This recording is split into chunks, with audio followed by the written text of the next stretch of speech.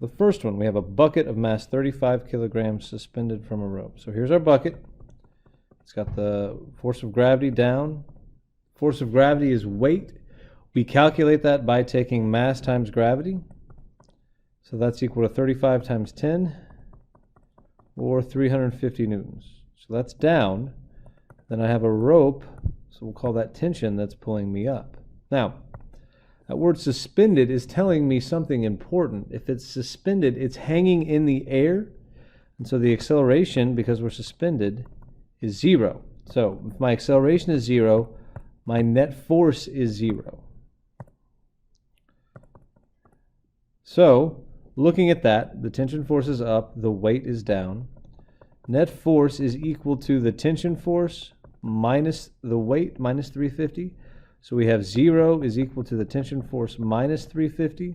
If we add 350 to both sides, we get 350 newtons is equal to the force of tension. We're going to take that same bucket and we're going to pull it up with a force of 500 newtons. So now we have the tension as 500 newtons up. My weight is the same. It's 350 newtons down. And I want to know the acceleration of the bucket. Again, weight doesn't change. So for this bucket, unless we add something to it, its weight is going to be 350 newtons the whole time. Now, if I want to do my net force, I have enough to figure out what that is. I'm going to add 500 newtons, and I'm going to subtract 350 newtons. So my net force is 150 newtons. And we're subtracting the weight because it's down, it's in the opposite direction. Once we have the net force, acceleration is net force over mass.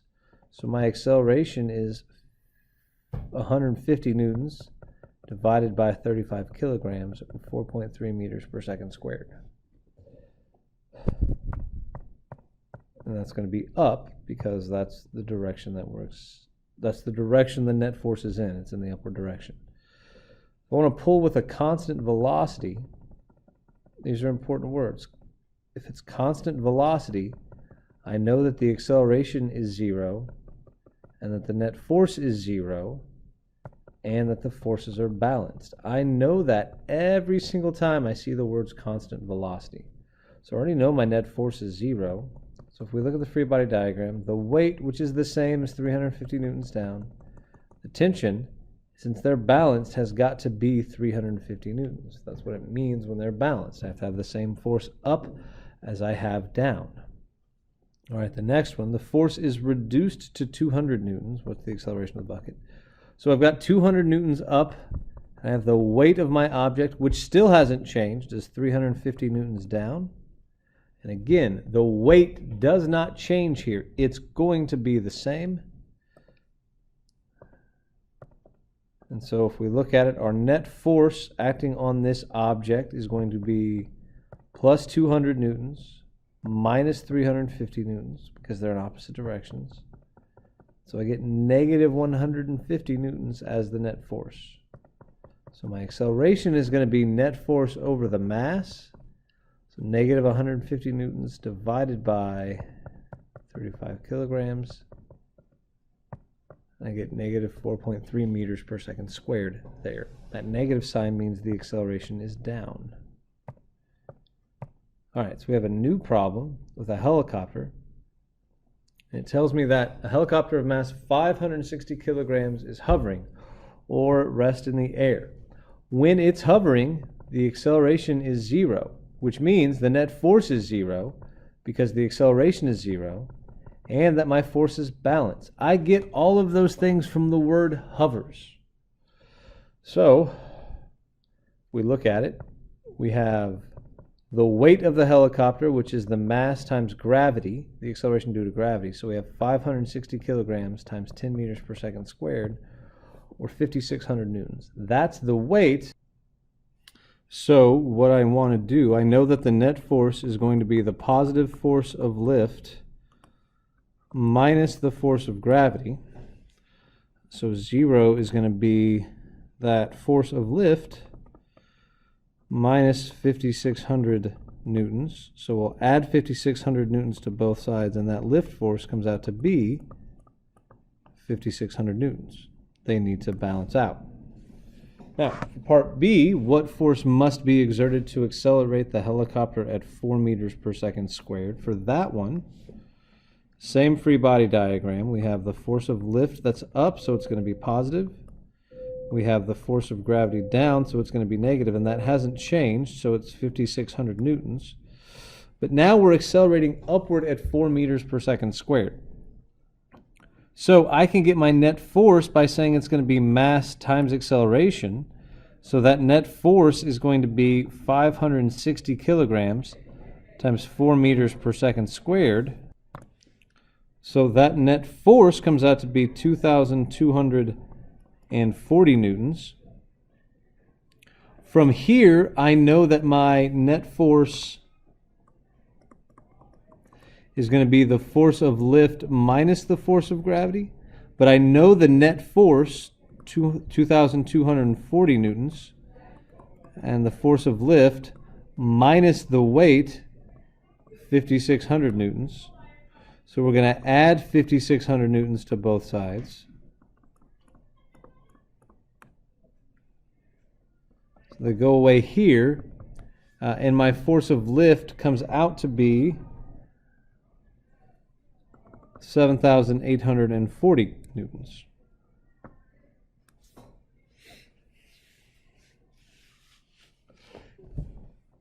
So, the next one, I'm going to erase that little plus 5,600.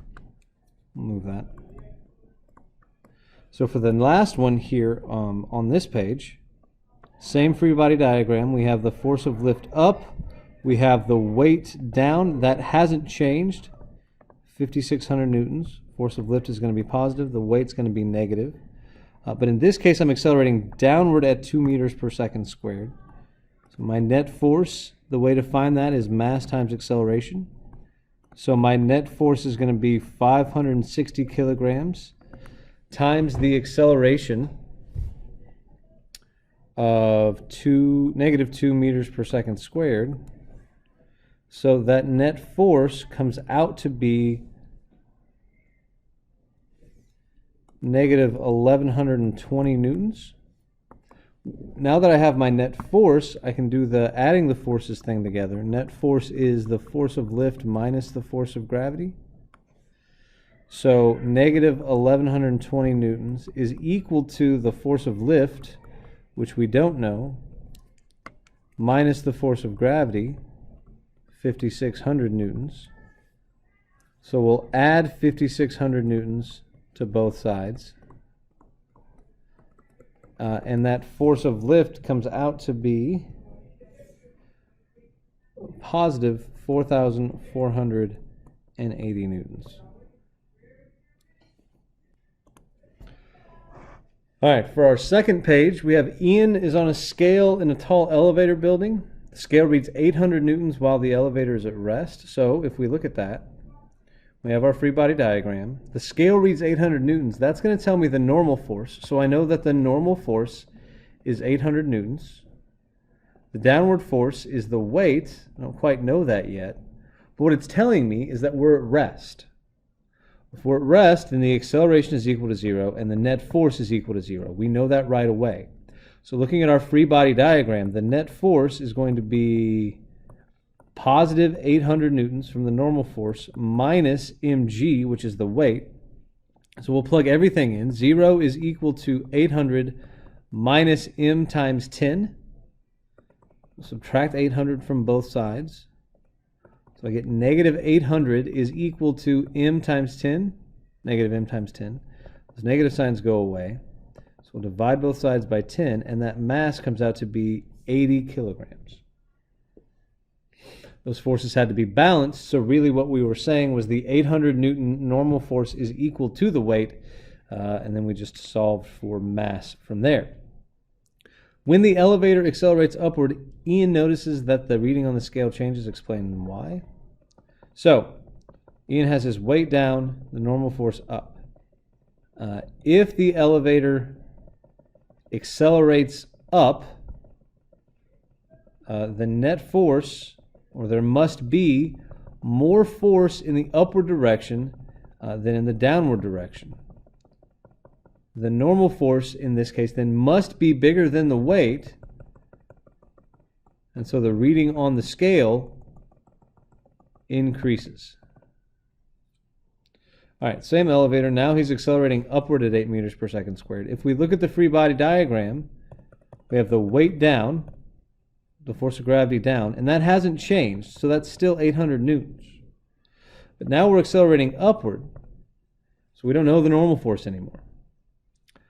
Since we have the acceleration, we can find the net force by doing mass times acceleration. That makes my net force 80 kilograms, we found our mass above, times 8 meters per second squared. My net force is 640 newtons. Now that we have the net force, we can look at how those forces come together. The net force is the normal force minus the weight. So we'll plug in what we know. We know the net force is 640 newtons. We don't know the normal force. And we know that the force of gravity, or the weight, is 800 newtons. So we'll subtract it. So we're going to add 800 to both sides. And so my normal force, 640 plus 800, 1440 newtons.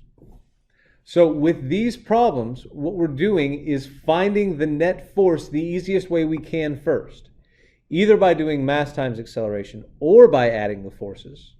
Then we're going to use the other way to find our unknown. So part D, the elevator moves upward and slows down with an acceleration of negative 5 meters per second squared. The elevator has a normal force that's up, and then the weight, that's still 800 newtons. My acceleration is now 5 meters per second squared. So the easiest way to find net force is that net force is equal to mass times acceleration. So net force is negative 80 times 5, or the net force is negative 400 newtons. Now that I have the net force, I can add my forces together. Right? So my net force is equal to the positive normal force minus the force of gravity. So I have negative 400 is equal to the normal force that we don't know minus 800. So we'll add 800 to both sides. And that normal force comes out to be 400 newtons. Number 4, we have a ballistic missile. Sure. And a mass of 16,000 kilograms. So we want it to accelerate upward at 15 meters per second squared. Let's draw the free body diagram. I have the weight down, and I have the thrust up, but the weight is always mg, so it's 16,000 kilograms times 10 meters per second squared. We get 160,000 newtons. So for this problem, easiest way to find net force is mass times acceleration. 16,000 kilograms times 15 meters per second squared. The net force comes out to be 240,000 newtons. But we can also add our forces and compare that to the net force. The net force is going to be the thrust force minus, zoom out a little bit, it's going to be the thrust force minus the weight. So the thrust force, 240,000 newtons, the net force, 240,000 newtons, is equal to the thrust force minus the weight, 160,000 newtons. So we add 160,000 to both sides. And that thrust force comes out to be 400,000 newtons. If we want to rise at a constant velocity, we have the same free body diagram. Thrust is up, and the weight is still 160,000 newtons. But if we're going at a constant velocity, the acceleration is 0, and the net force is 0, and all my forces must balance. So if that's the case, net force is the thrust minus the weight. So 0, my net force, is equal to the thrust minus 160,000 newtons. Add 160,000 to both sides. And that thrust comes out to be 160,000 newtons. All right, there we go.